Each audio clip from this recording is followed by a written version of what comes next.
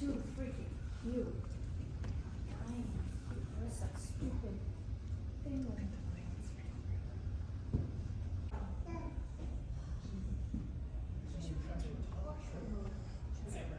What's that thing? A water tower? So, all over that, yeah. Well, she thinks that's great. So she, every time she goes out, she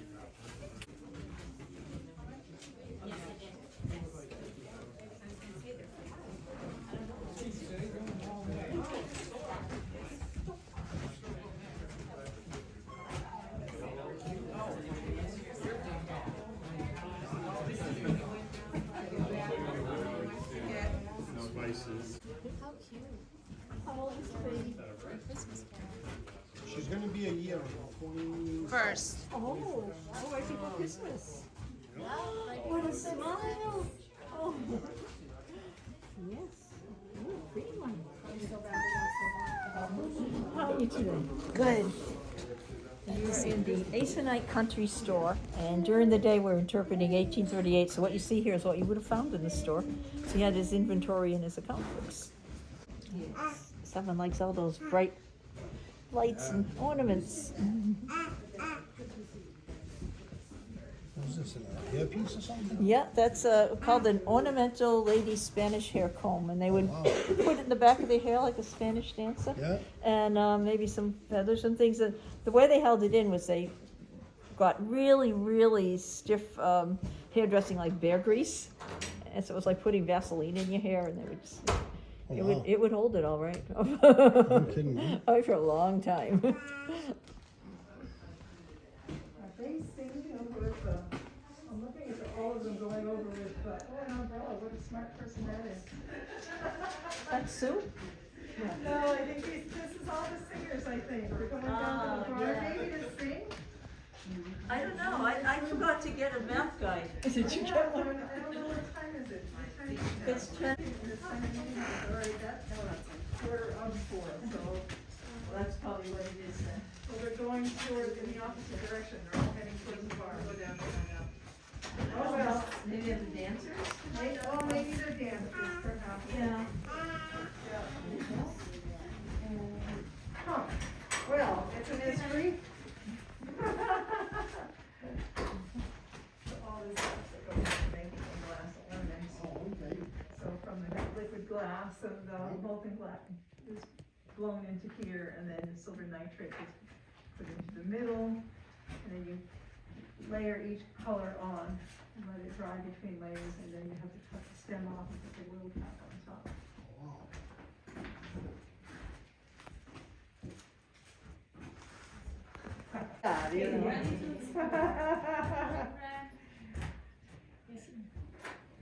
Joey, Yes. Yeah, thank you. Sleep well, maybe later.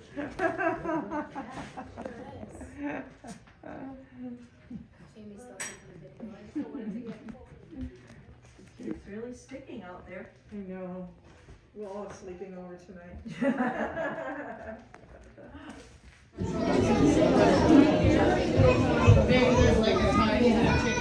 The baby? That's the baby. You give the baby a kiss? Huh? Oh, you gave the dolly. You are such a good mommy.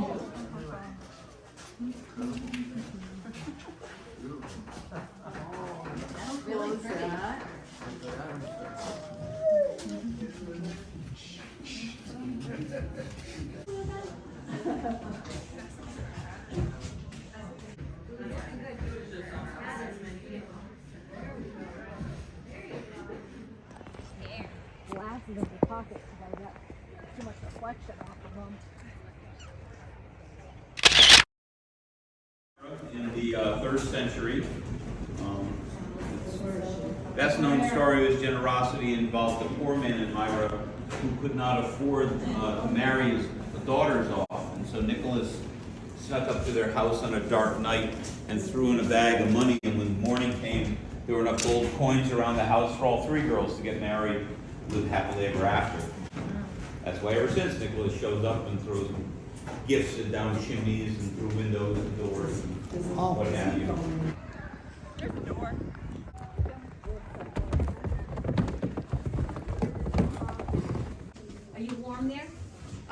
I'm dressed appropriately, wearing lots of layers as I would have, as they would have been in the 19th century. And that's what they did before. Yeah, yeah.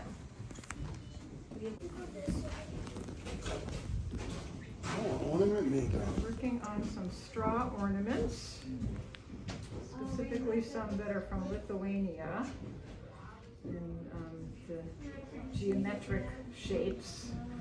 But you find lots of ornaments or braiding or weaving of straw being something that a lot of societies that are raising wheat or rye or other types of grains and utilizing it as part of their food as well as their economy are creating some sort of woven ornamentation or some such thing to represent the harvest and keeping the spirit of the harvest safe season after season. So we've got some other ornaments on the tree from other parts of the world. Things like the corn dolly, which is European. You might have actually even found the corn dolly being kept in the home and being plowed back into the ground the following year to release the spirit of the harvest. Next to that, we've got Bridget's Cross from Ireland.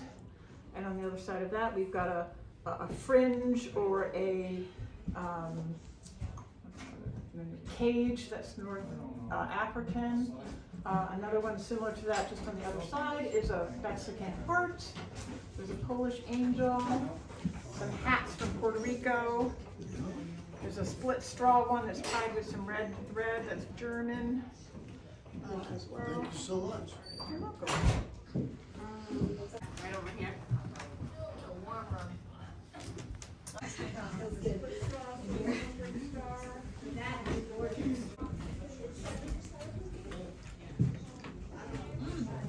That was delicious.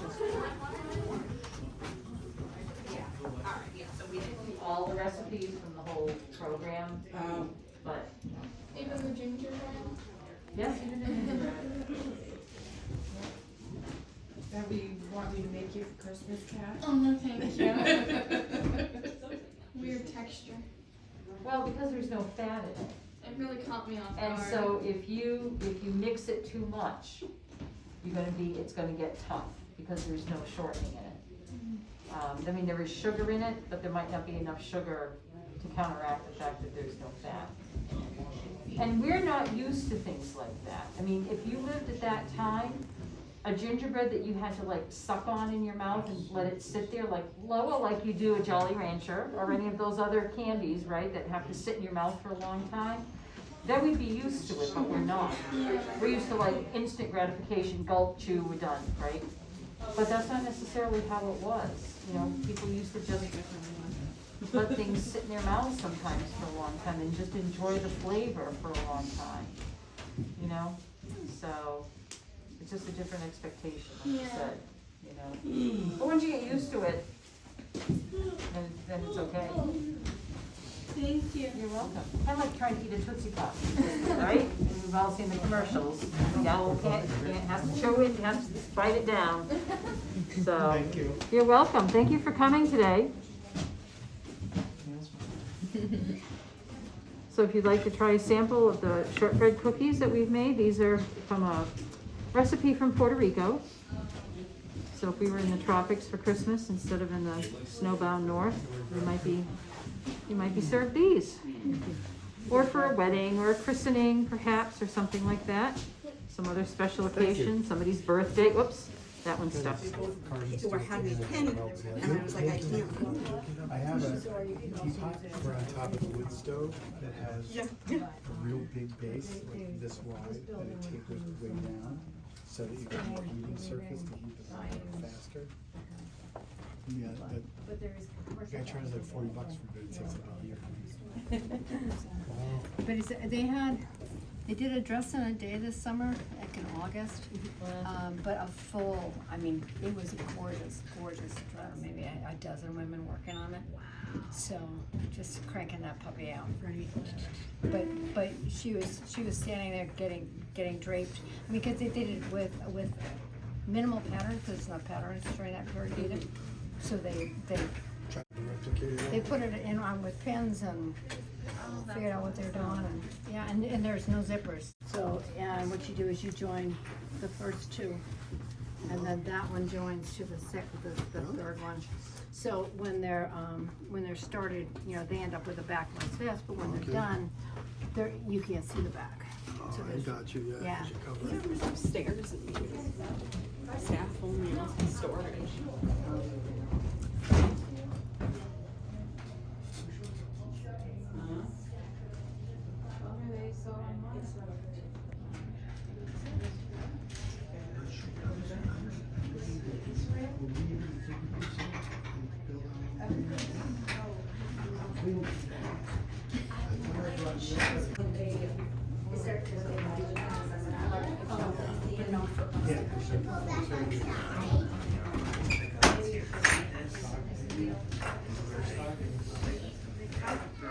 Thicker fur for the winter. Why are they living there for? Why are they living there? Yeah. Oh, eating.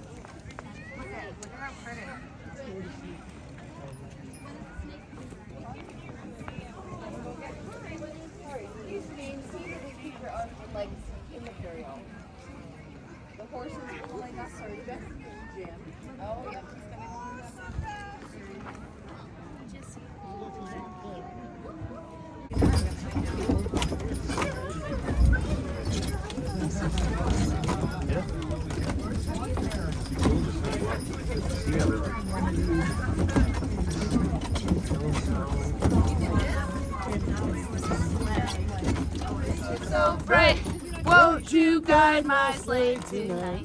Then all the reindeer loved him as he shouted out with glee. Rudolph the red-nosed reindeer, you'll go down in history.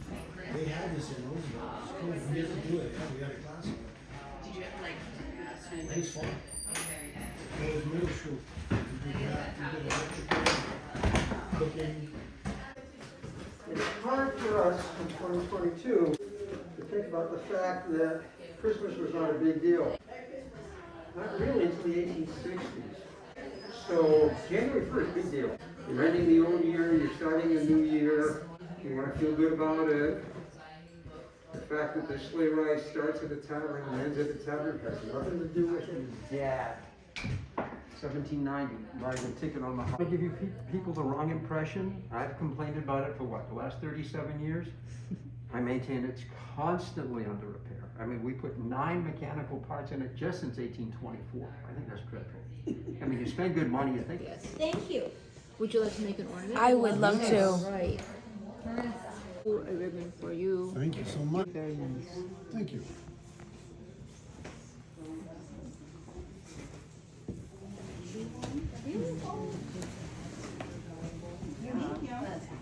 You're welcome. Here, have a pine cone and a ribbon. What we're doing, you go to the church, all right? Here, a pine cone and a ribbon. What we're doing is taking these, when you're done, you may want to. Very good, and yourselves? Keeping warm out there? Yes, trying.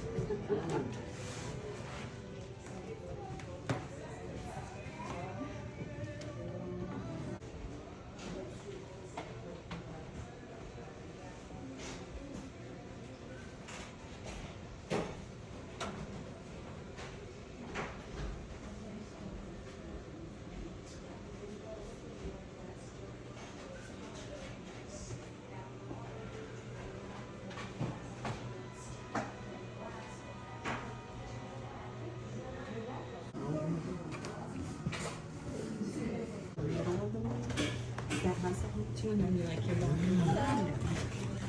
I know the little glasses aren't they cute? Those are so good. History. Where? Yeah. I have an idea. Yeah. Doesn't everyone come out with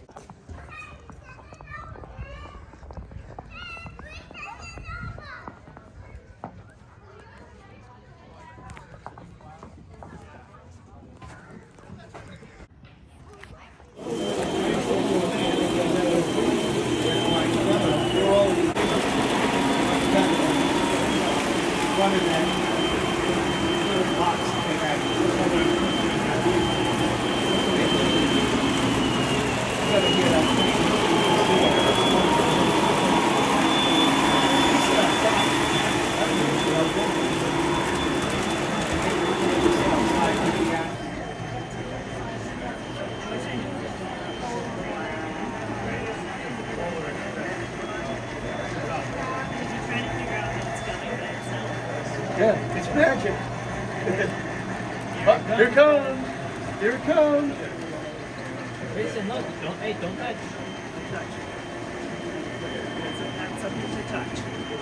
These are toys. Not like yours. Come and check toys. This should be right up front.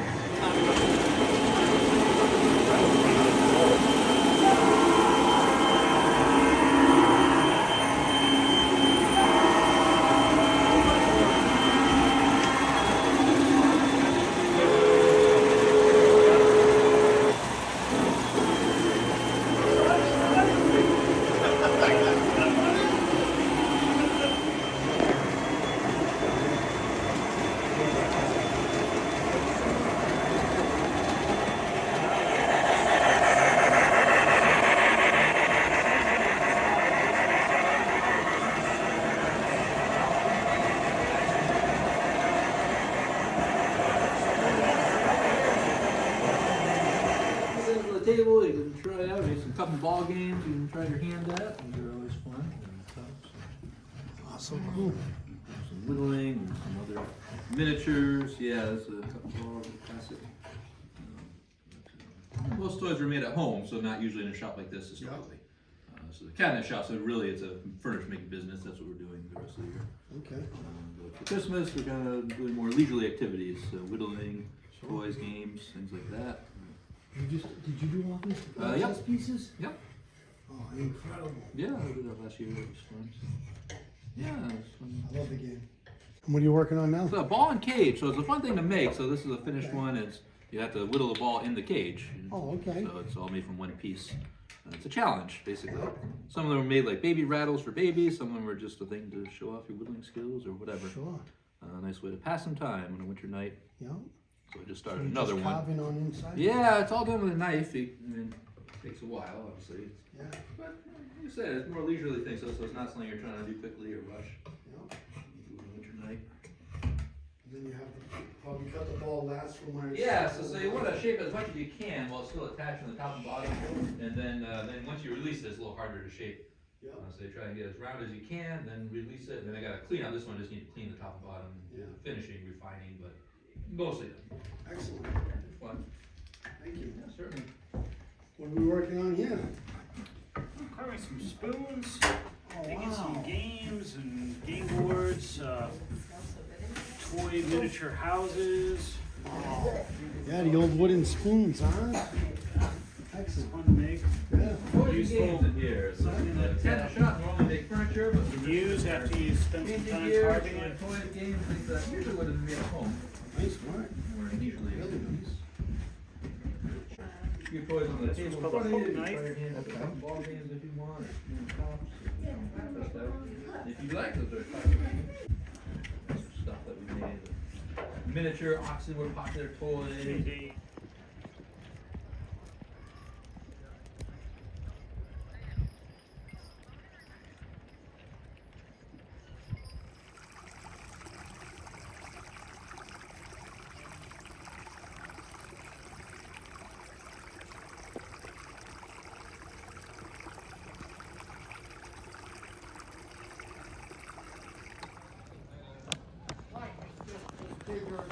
Deeper version. Eight.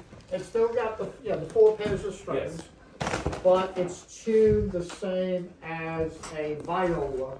Yeah. Whereas your mandolin is tuned the same as a violin or a fiddle.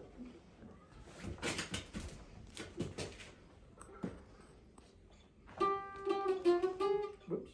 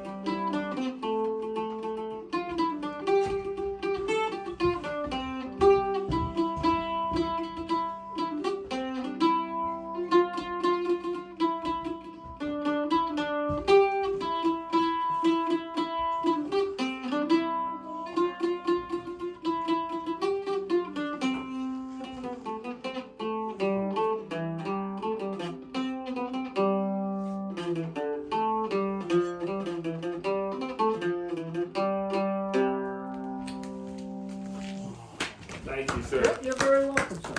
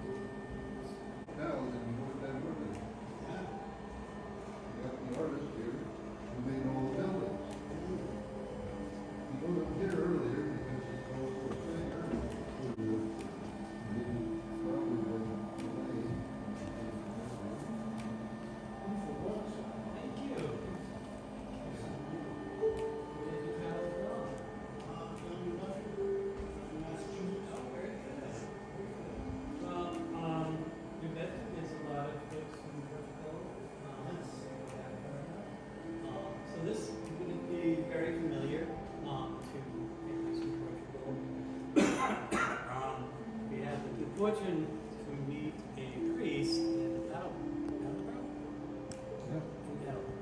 who came from the Azores, and he has a similar kind of setup at Masalat.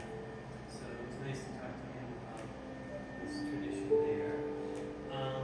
And so for us, we like to talk about this being started in Italy in the 1200s, and then by the 1700s, both families were trying to outdo each other to see who could come up with the most amount of seeds. And I liken it to what they call the light wars in the 21st century. Yeah. If you've got 200 lights in your house, then I must have 400 on mine. So that's the same sort of mindset as these families in Italy. The Italian sets really are much taller figures than this. They tend to be 15 to 18 inches tall. And some of the inventories talk about there being 2,000 to 3,000 figures. So if you were at a wealthy villa in Italy, you'd probably go through 3 or 4 rooms before you finally got to where the baby Jesus was. So that's the tradition you're looking at. These are all part of our collection. And what is your figurine, something you have? So I thought this would be a good way to repurpose that material.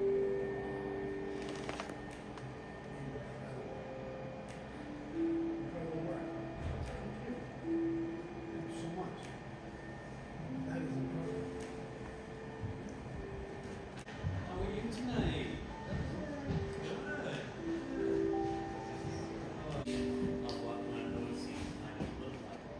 And one of the things they like to do in Europe. Diligently on knitting Christmas stockings this evening and talking a little bit about where that tradition comes from.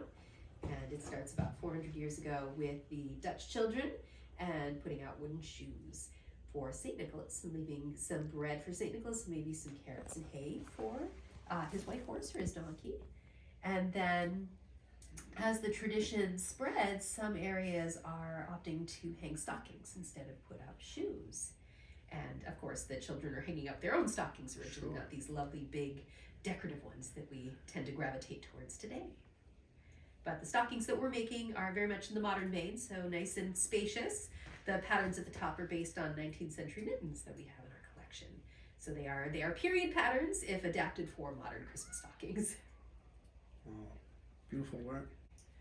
Indeed, not much could be better than knitting by a fire, really. Thank you so much. You are welcome.